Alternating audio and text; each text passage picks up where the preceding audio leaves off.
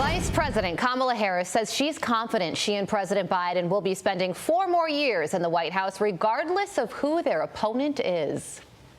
So are your concerns the same no matter who the Republican candidate is, the Republican nominee? Well, let me just tell you this. No matter who the Republican nominee is, we're winning. We're winning. You've seen the numbers, a lot. Do you think Donald Trump at this point is a foregone conclusion? I don't know, but look, if it is Donald Trump, we've beat him before and we'll beat him again. Kaylee McGhee White is Restoring America editor for The Washington Examiner and Steamboat Institute Blankley fellow, and she joins us now. Kaylee, is this just bravado, or does Kamala actually believe what she is saying, despite poll after poll to the contrary? Well, you can tell she doesn't quite believe what she's saying. And quite frankly, I don't know who she thinks she's going to beat. In fact, she's probably the only Democrat who could have lost to Chris Christie if he had stayed in the GOP race. This is the most uniquely unpopular vice president in American history. She is not beating anyone. And I think that this is sort of a credit to the Republican Party in that we've allowed a robust competition among primary candidates so that voters can decide. While the Democratic Party is foisting this extremely unpopular vice president and an extremely unpopular president, for that matter, onto Democratic voters and depriving them of any real choice in their own primary. There's a lot going on with former President Obama as well. And every time his name is mentioned in the news, I'm sure the Biden campaign rolls their eyes because it's never good. There's this new Politico piece quoting former Obama staffers who say Biden's campaign is essentially garbage. One of the quotes is, the vibe was that the campaign didn't have their bleep together. You have Michelle Obama saying last week that she's concerned about the election results. The former president himself has signaled the same thing. I wonder why, Kaylee, the Obama people are talking to the media and making things more difficult for President Biden, because they don't have to.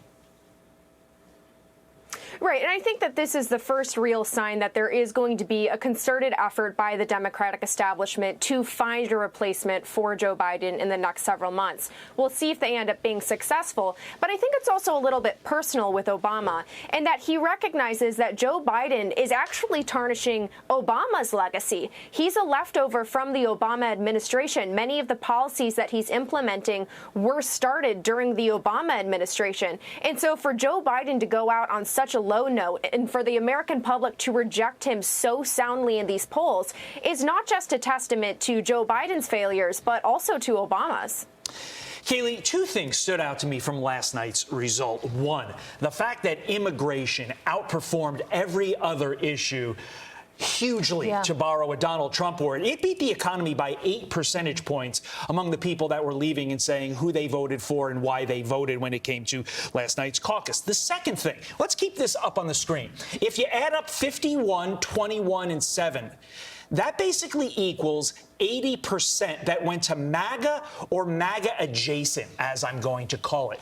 If I'm the White House, if I'm Kamala, if I'm Biden, that worries me, because that shows me the American people are ready to go back to what they experienced from 2016 to 2020, and they're going to vote me out of office again if I'm Joe Biden and Kamala Harris. What say you?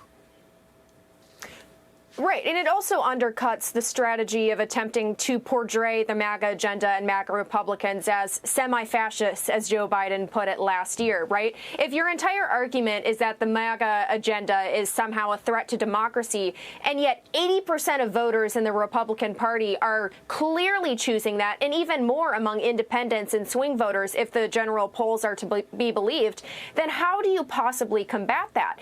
And I think that the poll that you mentioned about immigration being one of the top issues is a really important one, because it just goes to show that this is going to be pivotal in the next election in November. Iowa is not a border state, and yet every single one of those voters feels very strongly that this issue is affecting them right there at home. So just imagine how the people in the blue states who are experiencing some of the brunt of this migrant crisis are going to feel come November. Some good news for Team Biden. The Biden-Harris reelection campaign announced yesterday that it has $117 million on hand. They say it's the largest war chest of any Democrat in history. That's saying something. What do you think about that? I mean, it's a war chest. They're obviously going to put up a good fight. However, money does not necessarily change the poll numbers. And I think that they would have had a stronger case until Trump started overtaking Biden in the polls. Now Biden is running behind, and it's going to take a lot more than money to help him get back ahead. Kaylee McGhee White, amazing analysis as always. This one's Iowa. Always. We have a lot more of these to get to. We'll check back in with you, New Hampshire, South Carolina, and the like. I hope you like waking up early, because we love having you on.